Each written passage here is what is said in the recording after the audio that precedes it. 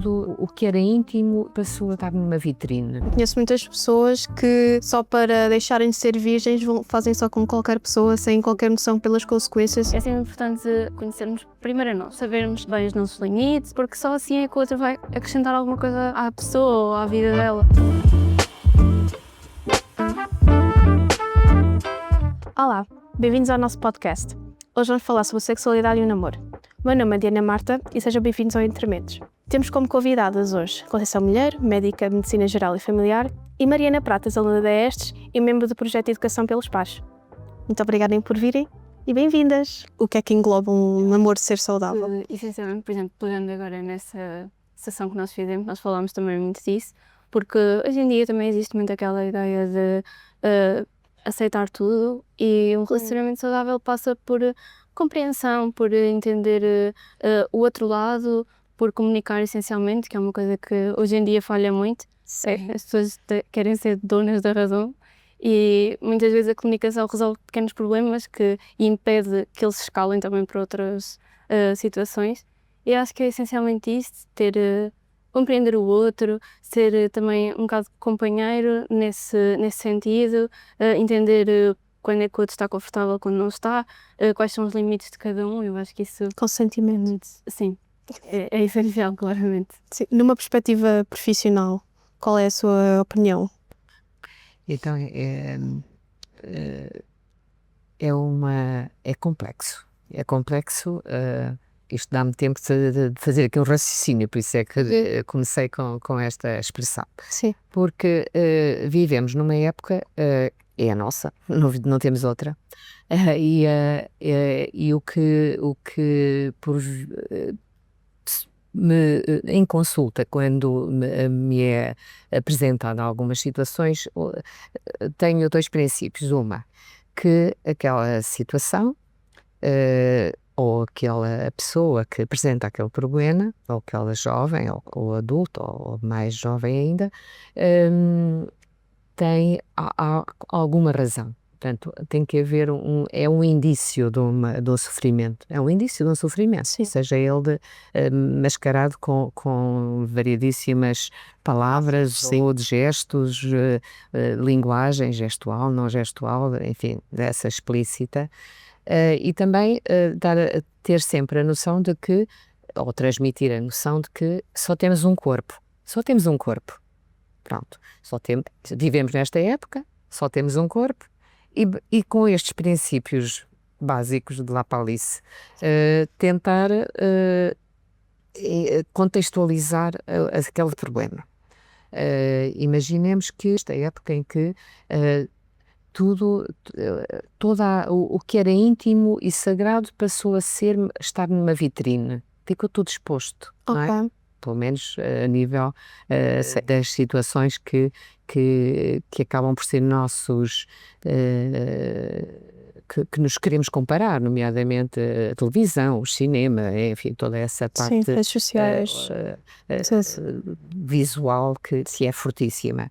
Depois o corpo realmente transformou-se nessa montra visível.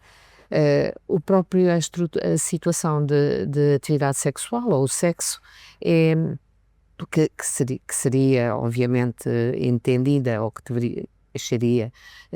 devia ser transmitido como íntimo, não, é algo que é um conteúdo de várias áreas, atividades comerciais, atividades de publicitárias, de tudo. Portanto, esse passou também a ter essa... Quando digas sexo, é o ato? O sexo na sua perspectiva global, não é? O sexo no sentido quer íntimo, quer não, como uma necessidade básica humana, não é? Sim. Pronto. E depois o próprio desejo acaba por funcionar como uma distração e não é integrado na tal intimidade de companheirismo, da confiança, do transpor para uma relação tudo aquilo que nos permita não só afeto, como sobrevivência, como proteção, como e reprodução, obviamente. Esqueci desse. A humanidade reproduz-se, não é? Sim. a humanidade reproduz. A conversa é com mais trejas, vou fazer aqui um parêntese. Há homens, ainda hoje, que de vez em quando tiram a pílula à mulher, as pílulas das caixinhas. E porquê? Porque querem que ela engravide, para controlarem, digamos. Esse acesso a esse controle passa por aí. E estamos a falar, neste parênteses, estamos a falar de casais de papel passado. E portanto, o termo de posse, estamos a falar de posse. E quando começou a haver uma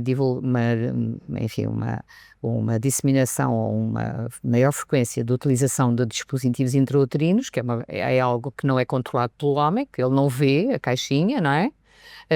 Ainda mais se fez sentir esta dificuldade de integração do homem na perspectiva de não ter posse sobre aquela mulher que pode engravidar, que já não engravida, mas que ele não vê. Ele que não controla essa situação. Portanto, esta visão exteriorizada destes diferentes aspectos, enfim, acaba por condicionar muito o comportamento. E depois a visão também da pressão dos pares. Sejam eles pares mesmo de companheiros do mesmo universo, ou outros que por circunstâncias várias, por sofrimentos vários também individuais, pretendem também afirmar-se ou ter uma supremacia ou enfim, que vão condicionar pressão a vários níveis. Nesta situação, não de uma escolha consciente. Uma relação ia tornar-se uma manipulação? Ia haver manipulação emocional numa relação que tivesse essa pressão? Obviamente que sim. A manipulação e sobretudo são afirmações de poder. Não é só o poder económico, nem o poder financeiro, nem o poder político, não é? Mas um poder da relação entre pessoas é algo que está presente no nosso dia-a-dia. A todos os níveis. No trabalho. Nem que seja ir às compras comprar arroz ou batatas. Há sempre aquela visão. Pronto, é essa visão de poder. Mas claro que numa relação que se pretende que seja de partilha íntima, de confiança, de escolha livre e informada, obviamente que tem que ser mesmo uma parelha, pares, tem que ser pares. Como é que achas que uma relação se torna emocionalmente manipulada por qualquer dos lados? Eu acho também um bocado pelo que fez, que começa sobretudo em gestos simples, aparentemente que não têm importância, de forma muito subtil às vezes, algum comentário, alguma discussão que começou por ser uma coisa pequena e do nada escalou para algo que não era snowball effect. Exatamente. Sim. E depois muitas vezes também acontece, do que eu já vi, de virarem as discussões, por exemplo, uma coisa que seria algo que incomodou uma pessoa e do nada já inverteram os papéis, já é outra pessoa que está a sentir a culpa. É gaslighting. Já estou a falar muito inglês, mas... Pronto, e é nisso que começa, não é propriamente naquelas discussões que nós vemos, gigantes, não é nisso, é nos pequenos detalhes que muitas vezes determinam o rumo que aquilo está a levar. São as coisinhas pequenas que depois levam a essa relação tornar-se desgastante. E tóxica completamente. Sim. Acham que há algum sinal de controle que seja normalizado? Eu acho. Como por exemplo?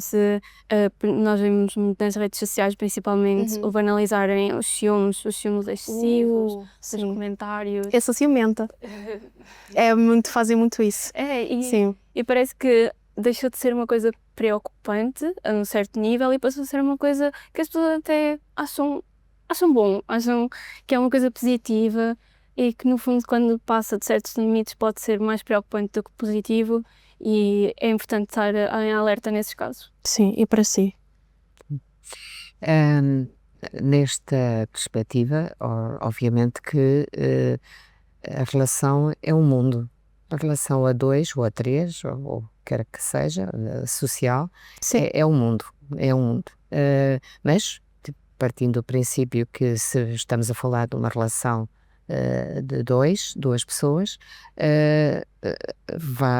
vamos ter em confronto duas personalidades completamente diferentes. Sim.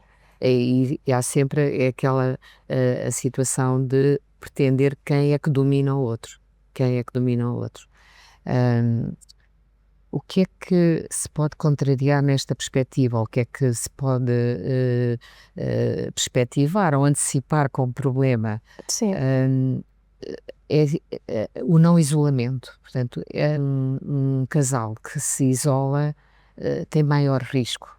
Ficam tão dependentes de si próprios Exatamente, que ficam tão dependentes de si próprio que parece que o resto do mundo não existe. Portanto, deixou de haver vida própria individual, seja de um, seja do outro, do mesmo género ou de géneros ou de sexos diferentes. Sim. E que deixou de haver, digamos, a própria dignidade individual e os projetos individuais. E isso, supostamente, é, digamos, um caminhar para uma posse, um caminhar para um domínio, um caminhar para a não satisfação, a tal relação tóxica que falava, e bem, que depois se vai manifestar nesta vida de muitas consultas que já tenho e tenho tido o privilégio de serem confidenciados muitas situações.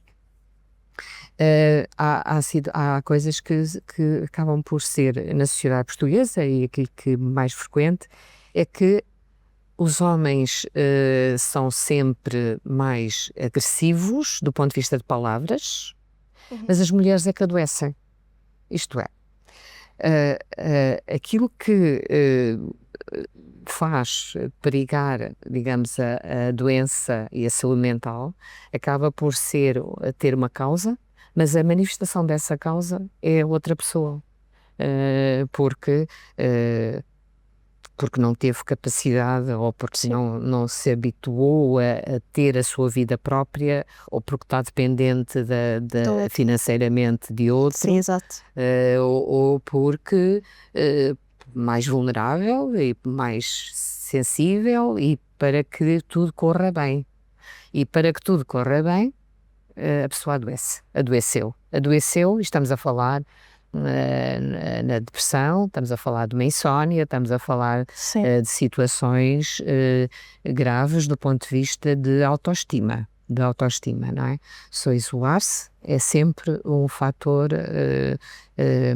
antecipatório de um problema. Sim, de um problema uma relação, até às vezes acontecem situações em que o próprio parceiro, seja de qualquer lado, claro, que faz com que essa pessoa fique isolada, sem dúvida, fazendo de certa forma que essa pessoa fique dependente só de si, e haver esse grau de poder, essa dinâmica de supremacia, acho que se diz? Submissão. Exato, submissão, e depois havendo até uma pressão sexual que acaba por ser normalizada ou expectada numa relação. Como é que isso pode afetar uma relação?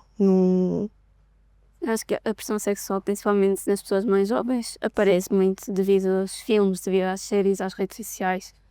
Mas as pessoas parece que têm a necessidade de se fazer incluir em alguma coisa e em algum grupo, e muitas vezes não é para se satisfazerem elas próprias, é para mostrarem aos outros que elas também lá estão e que também conseguem... Inclusão social. Exato, sim. Exato. E sim, isso gera muita pressão, quer por parte dos pares, como estávamos a dizer há bocado, sejam pares amorosos, sejam pares, mesmo num grupo de amigos, em que se ouvem conversas de pessoas que já viveram isso ou que estão a viver no momento, e a pessoa sente-se às vezes um bocadinho excluída, e para não sentir isso acaba por ceder à pressão. Sim. Sim, acho que acaba por acontecer em muitos casos. Eu conheço muitas pessoas que só para deixarem de ser virgens fazem só com qualquer pessoa, sem qualquer noção pelas consequências, sejam emocionais ou de saúde física, ou com as doenças sexualmente transmissíveis. E é realmente algo que eu espero que comece a baixar um pouco na nossa geração em esta perspectiva que eu tenho que deixar de ser virgem porque mais ninguém à minha volta já deixou de ser, etc. E é algo que até vai estragar uma pessoa emocionalmente, até na sua vida adulta, e até pode prejudicar na sua evolução de fazer relações, sejam sexuais ou amizade. Acham... Ainda bem que falou Sim, diga. de virgindade. Quando é abordado esse tema, e é abordado muito cedo, Conversa muito. Muitas vezes, a noção que entendo que deve ser transmitida, e daí estamos a falar de prescrição social de escola, de família, de Sim. pai, de mãe, de alguém que está à procura da sua identidade e da sua personalidade, desde que nasceu até à idade adulta, não? Há sempre uma noção que se tem que, penso que se deve transmitir, é que a virgindade está na nossa cabeça. A virgindade é na nossa cabeça. Isto é, o facto, e isso pode ser uma ferramenta de proteção. Sim. Porquê? Porque estar a ligar a virgindade a uma estrutura de uma membrana, que por vezes, a um ímã, que por vezes há mulheres que nem têm, que são complacentes, alguns ímãs estão complacentes, portanto deixam-se penetrar e ficam na mesma direitinhos e parece que não aconteceu nadinha. Pronto. Então, a virgindade está na nossa cabeça. Isto porquê? Porque ao situarmos só a atividade sexual a esse gesto, e a mulher, claro, obviamente, que é que tem o ímã, tem que ter essa noção e ser transmitida, que não é aí que está a sua integridade física. Tem integridade física no seu gesto consciente, de a tal autoestima, o tal corpo que é só para toda a vida, e que devemos guardá-lo e resguardá-lo o melhor possível para que não tenha consequências que vamos depois lidar com as doenças. Exato. Obviamente, sejam elas sexualmente transmissíveis ou doenças crónicas de outro tipo, porque também estamos agora num parêntese.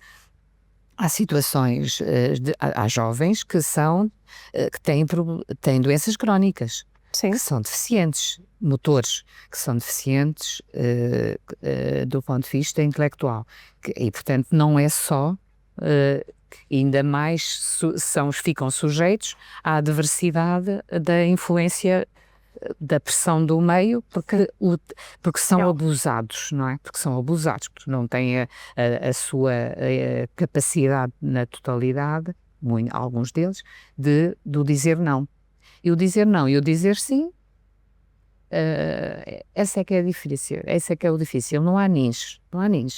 Ou é não ou é sim. Exato. E este consentimento informado e explícito é a base de uma relação, seja ela de que tipo for, relação de amigos, relação amorosa, relação prazerosa, porque elas têm que ser prazerosas, não podem ser violentas do ponto de vista de agressivas para cada um de nós. Não é? Há muitas pessoas que acham que, estando numa relação romântica, que não há necessidade para haver consentimento, que estando já nessa relação, o consentimento já está atribuído automaticamente.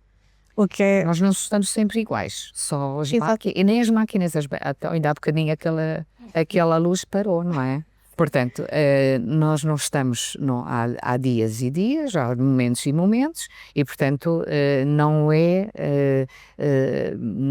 fica subjacente que numa relação, mesmo com compromisso de papel passado, que haja um consentimento a toda a hora e a todo o instante. Não.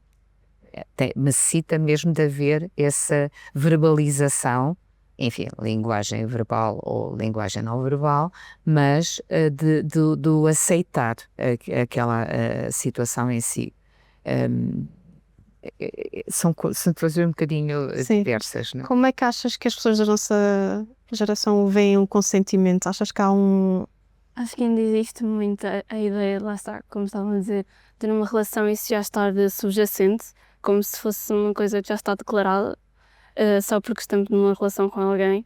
Isso é de todo uma coisa que precisa de ser desmistificada, eu acho, porque, sim, como nós estamos a dizer, as pessoas têm que saber ouvir o não, estando numa relação ou não, é a vontade da pessoa naquele momento e é isso que importa para ambos se sentirem confortáveis com aquilo. Eu acho que essencialmente é muito importante falar sobre o sim e sobre o não, saber muito bem distinguir as duas coisas e sim, estando numa relação ou não é um tema essencial e tem que ser abordado, independentemente da situação. E alguém que se senta pressionado, mas não quer desiludir o seu parceiro?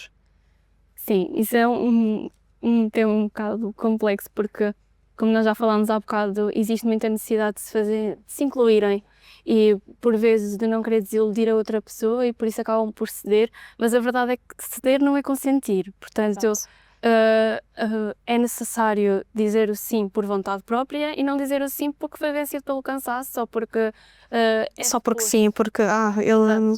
Sim. Nessas situações eu acho que o essencial seria também falar com alguém, desabafar, por vezes com outras pessoas que sejam da nossa confiança. Acaba por ajudar nessas situações, porque também não sentimos a pressão toda em cima de nós. Se temos alguém para desabafar, possivelmente alguém que também poderá já ter sentido o mesmo, poderá saber o que dizer e saber o que fazer nessas situações. É essencial falar e não deixar que isso nos afete, acima de tudo. Daí ser importante, mesmo estando numa relação romântica, ainda manter relações externas a essa amizade. Eu sinto que aqui, eu não tenho bem certeza, mas do que eu vejo cá em Portugal, há certas pessoas que, quando se juntam a uma relação, ou quando se vão numa relação, acabam por afastar-se dos amigos e ficam focados só nessa relação. E não por fatores externos não, do parceiro ter feito essa ligação de vais parar de falar com os teus amigos, mas por exemplo, conheço umas raparigas que quando começam a namorar ficam só com o amigo, com o amigo não, com o namorado, e quando estão com as amigas falam só sobre o namorado.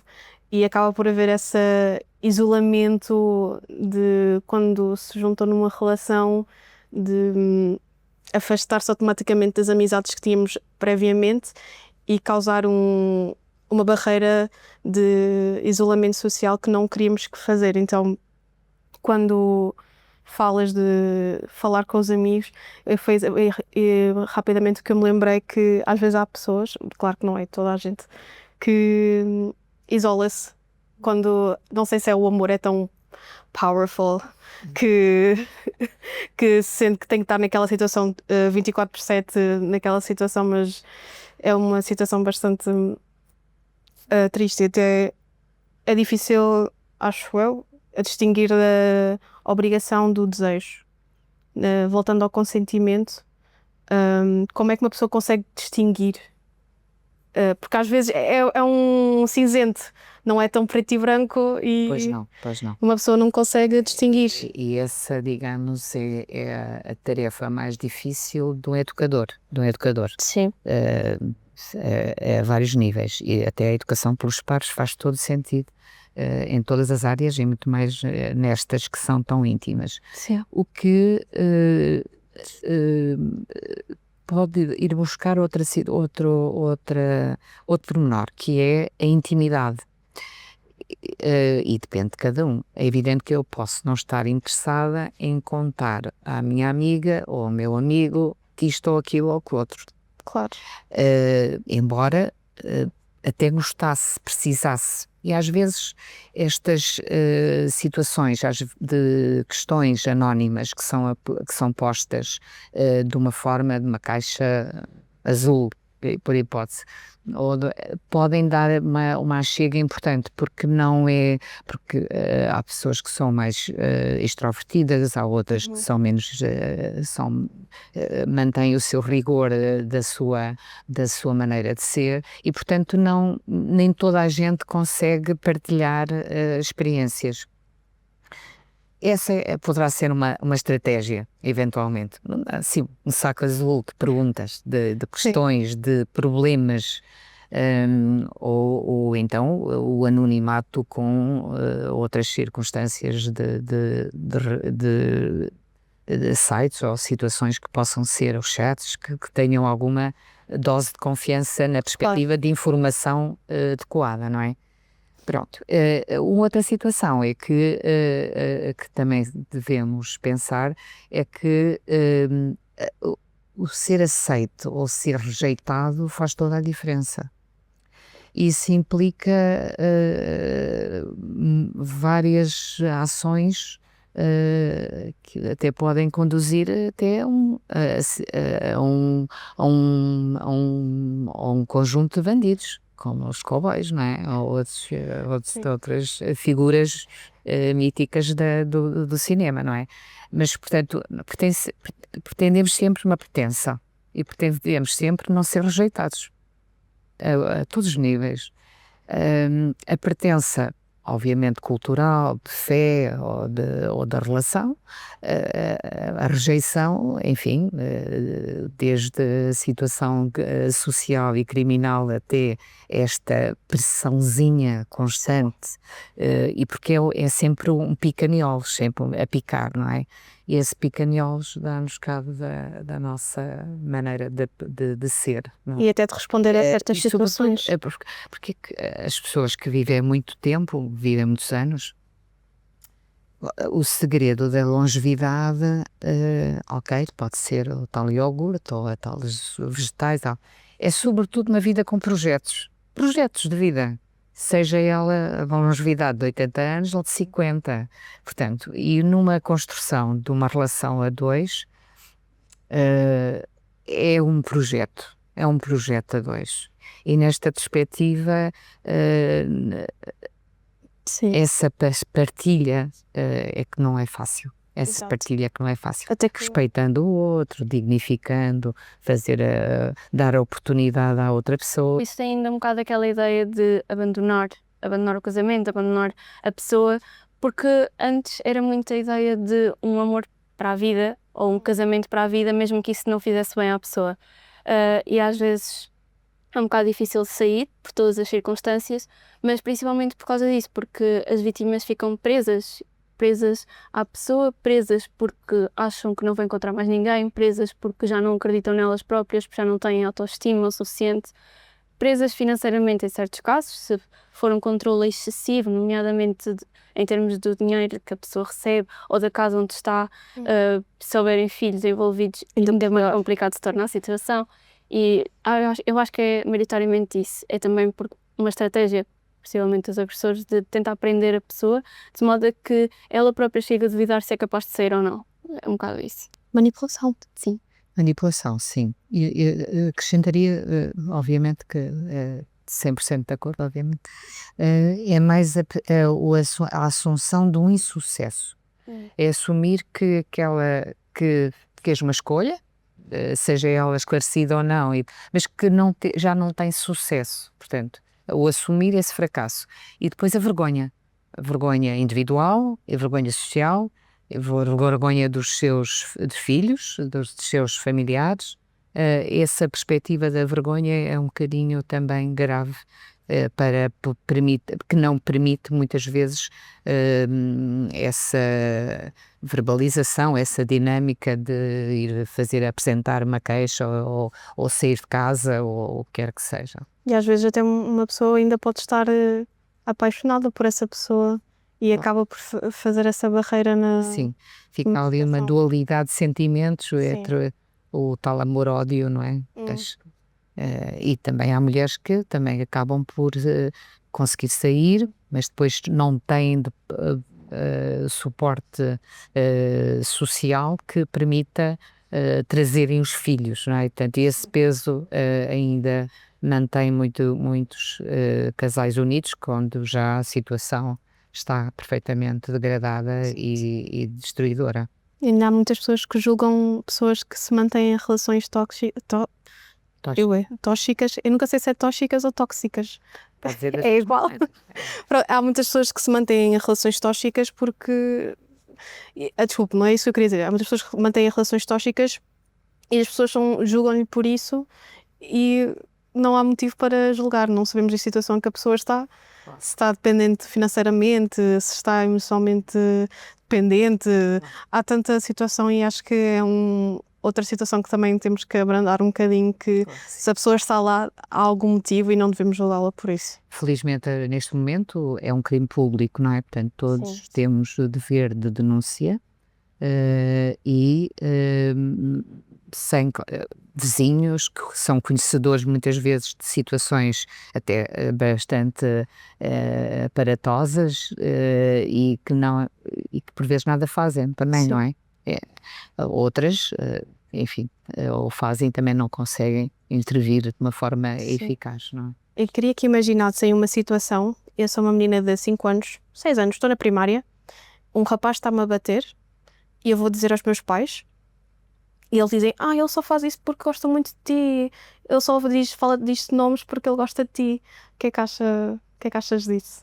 Como é que isso afeta aquela menina depois quando estiver a começar no namoro? Lá está, isso é um exemplo claro, como nós banalizamos certas situações desde pequenos, porque não alertamos para o perigo. A menina cresceu a ouvir isso, quando chegar a uma relação e se isso porventura acontecer, ela não vai ver problema porque sempre foi dito que aquilo é normal e por vezes até pode ser, na perspectiva dela, algo bom, porque se lhe foi dito que a pessoa faz isso porque gosta dela e ela também tem algum interesse na pessoa, então acaba por ser uma coisa benéfica, supostamente, para ela, mas na realidade é uma situação de perigo que deve ser alertado, mas que muitas vezes não é precisamente por causa desses conceitos que ficam assim perdidos, de certa forma, porque ninguém alerta realmente para isso. Já ouviste isso alguma vez? Já. Nós na primária ouvimos muito isso. Sim. E até de professores às vezes, porque nós, a sério, porque nós às vezes quando estamos assim no recreio ou assim, vamos fazer as ceixinhas para professores, ouvimos isso às vezes, que é, eles só estão a brincar, ou ele faz isso porque sim, depois, ou então bate de volta. Essas coisas de... Ninguém alerta realmente para isso ser uma situação de perigo, é só... E não só a escola, toda a vida. Quanto mais me bates, mais gosto de ti. Sim. Isso não faz sentido nenhum. Nenhum. Quando tu gostas de alguém, queres o melhor para essa pessoa, não é? Não te destróis, não a machucas, não. Pois, eu não entendo, sinceramente, que eu também ouvia isso muito na escola e vendo situações de relações agora, imagino que haja algumas raparigas que tenham ouvido isso e ficam tipo, fixe, está certo. Se tivessem de dar algum conselho a alguém que está a ouvir, qual darias? Em termos, pronto, eu diria para, independentemente da vontade de começar numa relação com alguém, é sempre importante aquilo que nós acreditamos ou não, os nossos valores, porque assim é muito mais fácil identificar situações de perigo ou situações que ultrapassem os nossos limites, se nós tivermos isso bem definido. Se não tivermos, acaba por ser assim uma linha muito tenue, muito fácil de passar, de pisar, portanto, de certa forma. Portanto, sim, era essencialmente conhecer primeiro a si, gostar primeiro de si, porque só assim é que o outro vai acrescentar alguma coisa à pessoa ou à vida dela. Mas de outra forma não, vai estar por vezes a completar um vazio ou preencher alguma coisa que pode levar ainda a outras situações mais desfavoráveis. Sim. E para a Conceição? Os conselhos, todos os conselhos ouvirás e só o teu farás, não é? Mas o conselho, sobretudo, é o saber não ocupa lugar. A gente estar informada, falar com... faz de conta que estamos a falar para aquecer, para um boneco, não é? Em todos os setores, não é? Não precisamos, digamos, de dirigir esse conselho a ninguém em particular, às vezes. Claro que o conhecimento individual isso é fundamental. As pessoas têm personalidades bem mais marcadas que outras, mas numa fase de construção as coisas não são assim tão lineares, não é? Não é fácil a pessoa afirmar-se nessa perspectiva. Ou então dar sempre a possibilidade de uma afirmação. Há pessoas que se destacam no desporto, outras que se destacam na música, outras que se destacam assim, mas há pessoas normalíssimas que não se destacam em coisa nenhuma, não é? Tanto claro. que normalíssimas na perspectiva de não é preciso ser uma pessoa muito especial, Cada um de nós é especial. Essa é uma mensagem. Cada um de nós é especial, é único, é único. Tem a nossa carga genética única, que necessita de preservar o nosso corpo, que vai ser único para a vida toda. E, portanto, essa é uma grande mensagem. E depois a outra, básica, enfim, de quem é crente, não faças aos outros o que não quereria que te fizessem a ti, não é? Pronto. E integrar estas mensagens básicas no dia a dia, desde que os meninos nascem, é bom, é útil e vai ser. E depois a responsabilidade. Portanto, qualquer gesto, qualquer ato tem consequências. E, portanto, e a partir dos 3 anos, os meninos sabem exatamente quais são os gestos que têm consequências e tem que haver essa baliza do que é possível fazer ou não. Nós temos comportamentos aprendidos. Nós temos comportamentos aprendidos e replicamos-los, passando a fase de alguma rebeldia contra o poder instituído, que neste caso familiar é o pai e mãe, acabamos por replicar, mais tarde ou mais cedo, aquilo que na infância recebemos.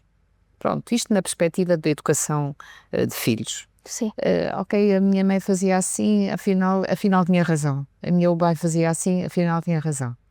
Do ponto de vista de comportamentos visíveis e objetivados por uma criança, infelizmente esse comportamento acaba por ficar retido e vai ser replicado também. Embora seja um bocadinho semelhante esta replicação ou essa aceitação, dou um exemplo.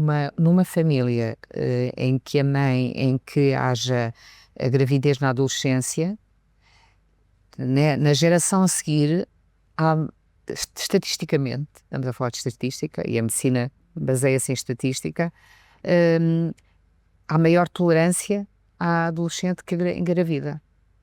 E muitas vezes replica-se em 2 ou 3 gerações. Não faz sentido nenhum, porque já existem contracepção, existe consulta de planeamento familiar e outros atendimentos jovens, etc. Mas, de facto, há como que uma aceitação familiar do caso, de uma forma até acabou por ser positiva, não é? Mas que há vontade disso, há como que uma integração, uma interiorização dessa situação. Tem aquelas situações que, por exemplo, a mãe talvez esteja a ver a si própria na filha que está grávida e acha que acaba por projetar o que estava à espera que os seus pais fizessem. Também. Sim. E no caso da violência, vou dar o exemplo que o pai bate na mãe, depois se calhar a mãe bate no filho e depois o filho pode bater ou num animal ou no irmão mais novo e acaba por criar um ciclo. E depois quando o filho ou a criança estiver num namoro, exerce esse poder porque não foi exercido sobre si e acaba criando este ciclo de violência que não para. Pode ser uma explicação simplista, todavia. Sim. Nós estamos a falar em situações hipotéticas enfim, de estrutura, não é? De estrutura. Cada caso é de facto um caso, mas sim, o ciclo da violência repete-se, não é? E por isso é que se chama ciclo. Depois só quando alguém morre, diz, afinal já sabia, era a assistência social que já sabia, era o centro de saúde que já sabia, e ninguém fez nada. Os vizinhos já sabiam, até já tinham até denunciado, mas depois não houve esta estrutura social e comunitária e de multidisciplinar do ponto de vista da eficácia. Sim, de apoio à vítima também. De apoio à vítima. A família dependente dessa vítima também, não? Vamos fazer o jogo que é o mito e verdades. Eu vou dizer um mito ou uma verdade e vocês dão a vossa opinião. A pílula é suficiente para se proteger? A pílula é suficiente para me proteger, para proteger a mulher na perspectiva de uma gravidez indesejada, mas não chega para outras situações que envolvem doenças sexualmente transmissíveis ou a tal situação de ao tomar uma pílula, para além do tratamento próprio de algumas situações que obriga a tomar a contracepção hormonal, não protege de uma relação que não se queira. Portanto, que não se queira, que não seja consentida. O facto de tomar a pílula não significa que está disponível para, já que não engravida, vamos aproveitar. Sim. O consentimento é necessário sempre mesmo numa relação romântica. Sim, claro. Exato. Já falámos disso há bocado, sim. Claramente que o consentimento é sempre necessário e não é porque estamos numa relação que aceitamos tudo e que dizemos sempre sim, se não existe, se não nos sentimos confortáveis. É essencial dizer que não, é essencial falar e é essencial que a outra pessoa também entenda o nosso lado. E não puxar mais. Exatamente. Exato. E não fazer ainda mais pressão. Falar de preservativos estraga o momento. Não, isso é uma ideia errada. Falar de preservativos é um tema essencial, porque, pronto, para além de prevenir a gravidez, também previne as doenças, as infecções sexualmente transmissíveis, e é essencial numa fase de proteção, e também porque é um tema muitas vezes associado a um tabu, que não faz sentido nenhum, porque não irá estragar o momento, pelo contrário, pode prevenir muitas consequências que podem vir daquele momento, portanto, não. Sim. A manipulação emocional é violência. A manipulação emocional é das maiores violências que se pode fazer, ou que se pode ser alvo, ser vítima, porque a manipulação emocional destrói o âmago, destrói o cerne de cada um. Há palavras que doem mais que uma pancada, não é? Nenhuma dessas situações deve ser vítima, mas de facto aquilo que essa situação emocional, o jogo desse poderzinho que é exercido, consegue avalar uma estrutura de crescimento e de desenvolvimento individual e pessoal. Sentem que cá em Portugal é muito comum que a única violência que seja abordada é a física? Eu acho que sim, é muito mais abordada a violência física do que propriamente emocional e no fundo é tão preocupante quanto, se não for mais, porque realmente destrói uma pessoa e muitas vezes é uma coisa que não é visível, porque pronto, é óbvio que pode-se tentar esconder a violência física, mas esconder a violência emocional através do isolamento, através de deixar de ter relações fora daquela relação de causa, acaba por ser muito perigoso para a própria pessoa, porque a pessoa perde-se, começa a achar, de tantas vezes ouvir certos comentários ou certas coisas, achar que aquilo é verdade, a duvidar de si própria, e isso de todo não pode acontecer e pode ser bastante perigoso. E acham que as mulheres talvez façam mais a violência psicológica do que física? Ou primeiro a psicológica e depois torne-se física quando já se estiver mais confortável em agredir uma pessoa psicologicamente? Não tenho dados para lhe dizer isso. Não tenho dados nem pessoais, nem assim coisas que vi escritas de relatórios, como digo, não tem esse detalhe, não, pelo menos os que eu conheço. Do ponto de vista estatístico, o número de denúncias é feminina, como vítimas. Mas é uma ponta de um iceberg. Sim. Do ponto de vista das denúncias identificadas de homem, são menores, do ponto de vista estatístico. Na prática, obviamente que o volume é grande, de facto mais das mulheres como vítimas, mas os homens existem como vítimas, obviamente que sim. Por lá está, as relações de poder, as relações económicas, relações de variedíssimas ordens e a patologia e a doenças, porque há situações de psicoses, há situações de surtos psicóticos, de doença, de pessoas que tenham patologias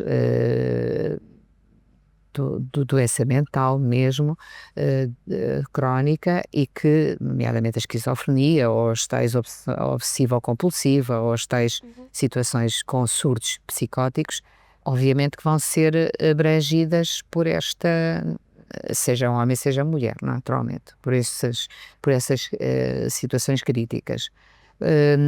E também a perspectiva de ser mais vergonhoso, porque é considerado ainda, numa sociedade como a nossa, que não é matriarcal, portanto é uma sociedade em que o homem supostamente há de ser sempre o pilar e há de ser sempre este Mais forte, e mais forte e mais isto, mais aquilo, e afinal é batido também, e é também vítima, e também sofre, e também é ofendido, e também, porque somos seres humanos. Qualquer pessoa pode ser vítima, qualquer pessoa pode ser agressor também. Exatamente. Exato, independentemente do... Exatamente, não é, do ponto de vista estatístico, ok, mas qualquer pessoa pode ser vítima e ser agressor. E depois Qualquer pessoa dentro o homem normalmente tem vergonha de verbalizar Exato. a situação.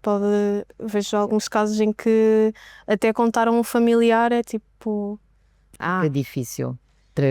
Fica incrédulo, a primeira reação eventualmente essa pessoa que ouve pode até não acreditar que acontece, porque ainda destrói mais a primeira aquela ousadia de dizer que aconteceu, não é? Aquela situação de coragem, e também as consequências desse gesto também, o receio das consequências desse gesto. Sim. Até às últimas consequências. E por vezes também receio do que outras pessoas, mesmo de fora, vão dizer. Em relação aos comentários, em relação se dizer a uma pessoa próxima de nós pode ser complicado, precisamente por causa disso, precisamente por medo do que a pessoa vai dizer, por vergonha. Depois, se a situação se tornar pública para outras pessoas, mesmo pessoas à sua volta, mas amigos, pessoas de colegas de trabalho, às vezes pode gerar ainda uma vergonha maior e também, claramente, algum isolamento, penso eu, para fugir, de certa forma, à situação. Infelizmente há muita vergonha em... Por se calhar as pessoas podem achar que ele aceitou ou se calhar é que foi ao contrário. Infelizmente é uma dúvida, não é? Sim. Não acreditar, não achar que a pessoa não é digna de confiança naquilo que está a relatar. Não? E que se passou por isso não é homem suficiente, não é homem. Sim. Vou dar um exemplo um bocadinho out recorde. O que nos aborrece mais em casa é um vizinho que sistematicamente pinga a roupa da sua varanda para o meu beiral, não é? Sim. Da janela de baixo. Sempre, todos os dias. E já disse uma vez, já disse outra vez. E de repente, aquela pessoa que está a sofrer aquela consequência, passa-lhe alguma veneta na cabeça e descompõe o vizinho de cima, ou faz queixa, porque é as pequeninas coisas sistemáticas, o tal pica-miolos diário, é que pode realmente fazer transbordar um bocadinho aquele copo. É evidente que este é um exemplo perfeitamente de Lamcaprina, não tem nada a ver, mas muitas vezes é o limite da tolerância ao sintoma. O limite da tolerância ao sintoma leva-nos a uma reação. E essa reação, se tiver essa capacidade, ou se tiver em condições para apresentar queixa, e depois que essa queixa que não seja alvo de chacota, nem de ainda pior emenda com o soneto, portanto não houver, porque tudo isto tem que ter algum recato. Uma coisa é ser público, outra coisa é ter recato. E a pessoa tem direito à sua individualidade, não é? A pessoa que apresenta uma queixa tem direito à sua individualidade, até porque nestas situações obriga mesmo a haver sigilo, para que não seja alvo também da consequência do agressor, neste caso ainda mais. Então foste fazer queijo, agora é que é. Sim. Pronto. E há casos, este ano já morreram várias mulheres, realmente mulheres, por vítimas de violência doméstica. Pode não ter sido aquele gesto único, não é? Portanto, foi todo. Foi. E Complicado. se calhar foi isso que foi o pingo da. Qual foi o termo que os hoje? Já me esqueci. Os miolhos. O pica-miolos. Isso, Pica-miolos. que fez isso, o copo transbordar, e que às vezes, pelo menos o que eu vejo, as pessoas já ficam tipo, então porque é que não veio denunciar mais cedo? Fica toda a gente a dizer, estamos só, estamos. Exato. Ainda bem que veio, estamos a tempo, está viva, Por isso viva. faz- Vamos E- trabalhar sobre este problema. E apoiar a vítima. E apoiar a vítima, Claro. sempre apoiar a vítima, e claro, depois há algumas casas de apoio também, possíveis de as pessoas saírem logo de casa com os seus filhos. Em Coimbra existem algumas Ok. de apoio, e no país também, não serão suficientes minimamente, mas há articulação nesse campo com o afastamento da Ainda bem que existem esses serviços. Sim. Sim. Centros de apoio à vítima, sim. Muito obrigada, Mariana e Conceição, por terem vindo. Espero que tenham gostado e até uma próxima vez.